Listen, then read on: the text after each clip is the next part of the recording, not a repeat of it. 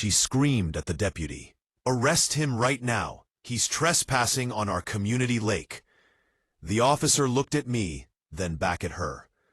I was standing in the water, boots soaked, chainsaw still buzzing after cutting down the no trespassing signs she had planted overnight on my land. My land that I had paid for.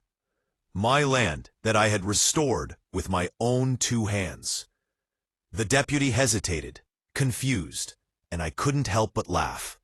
"Ma'am," I said, trying to keep my voice steady, "you're standing on my property. That lake doesn't belong to your HOA. It belongs to me." Her face turned red as fire. Platinum hair sprayed stiff, expensive sunglasses hiding her eyes, but I could see the rage in her jaw. She pointed straight at me like I was a criminal. "Don't play smart with me. This entire lake, every drop of it, falls under my association. You've been breaking the law for months." The truth? 8 months of back-breaking labor had nearly destroyed me. I had dumped my inheritance into this forgotten swamp, renting dredging equipment that chewed through mud like a beast from hell, pulling out decades of rot until my hands bled. I poured every dollar, every ounce of strength into turning it into something worth saving. And it worked. The water turned clear, fish returned, and families started asking if they could bring their kids to swim. It wasn't just a lake anymore. It was proof that I wasn't finished, that life hadn't beaten me yet. But she didn't care about any of that. She looked at me like I was trash, like everything I'd built was hers to take. The deputy cleared his throat, holding her citation in his hand. "Sir, do you have any paperwork to prove your ownership?" I dropped the chainsaw, wiped the sweat and mud from my hands, and walked calmly to the truck parked by the shore. I pulled out a thick folder, slapped it down on the hood, and flipped it open. Receipts, permits, county documents. Every single paper, signed and sealed. Her smirk cracked when she saw them. "You see this?" I said, my voice rising with each word. "This isn't some HOA pond. This is my property. I bought it. I restored it. And I'll be damned if I let you steal it." She didn't back down. Instead, she leaned in close and hissed through clenched teeth, "You have no idea who you're dealing with. I'll make sure you regret ever touching this water." The deputy shifted uncomfortably, and for a moment, the air went cold around us. That was the second I realized something terrifying. She wasn't just bluffing. She was declaring war. The very next morning, my driveway shook under the rumble of government trucks.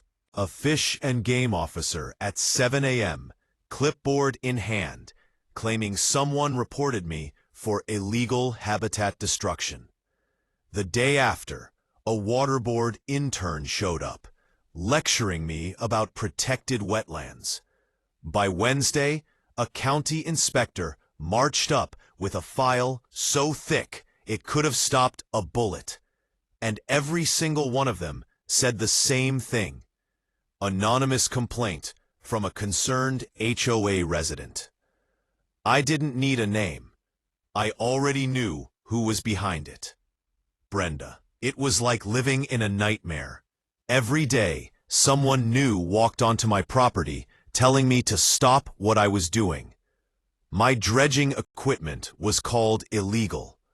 My solar aerators were called industrial pollution.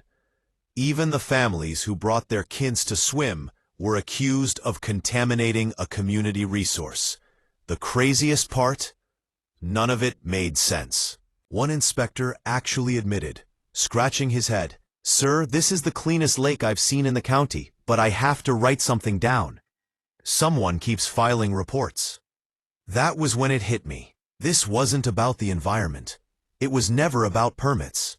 She was using the system like a weapon, drowning me in red tape, hoping I'd quit. But I wasn't going anywhere. That Saturday, I drove down to the county records office. Rows of dusty boxes, The smell of old paper, fluorescent lights buzzing overhead, and buried deep in the archives, I found something she never wanted me to see. The lake wasn't natural, it was man-made, built in the 60s by her own family as part of a mining operation. And when her subdivision was developed years later, they skipped the environmental study they were supposed to file. For decades, their neighborhood runoff had been poisoning this water. She wasn't protecting anything. She was covering up a crime. When I left that building, clutching copies of those forgotten documents, I felt something shift inside me. For the first time since this started, I wasn't the hunted. Now, I had the weapon, and I knew exactly where to aim it. By Monday morning, I was done playing defense. Instead of waiting for her next attack, I picked up the phone and started making calls of my own. First stop, Fish and Game. You might want to check the storm drains coming out of Shasta Highlands, I told them. They're dumping chemicals straight into my lake. Tuesday, I called the water board. There's unpermitted drainage coming from that subdivision. You'll want to test it. By Wednesday, County Planning had my formal complaint on file. Violations tied directly to her neighborhood. And then I sat back and watched. Through binoculars, I saw the government trucks roll into her pristine streets. Inspectors crawling over her drains, testing her runoff, asking pointed questions that made her neighbors nervous. She had weaponized the system against me. Now I was turning the barrel right back on her. But the real twist came on Friday afternoon. A county official called me, her voice tight with concern. "Mr. Romano, we need you and Mrs. Kowalski at a clarification meeting next week. There's a conflict in the records." I frowned. What kind of conflict?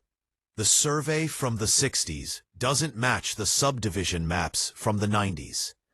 The property lines don't line up. Until this is resolved, no new permits can move forward. My stomach sank.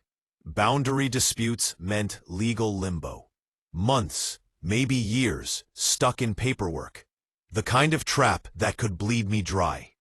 But when I told Miguel, the old fishing guide, he just chuckled. "Amigo, if they don't know where your property ends, then they don't know where hers begins either. She just handed you a loaded gun." That night, I spread every document across my kitchen table. Permits, tax receipts, photos, environmental reports. It looked less like a lake project and more like a war room.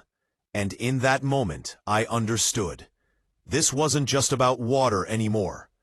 This was about power. And I wasn't about to lose.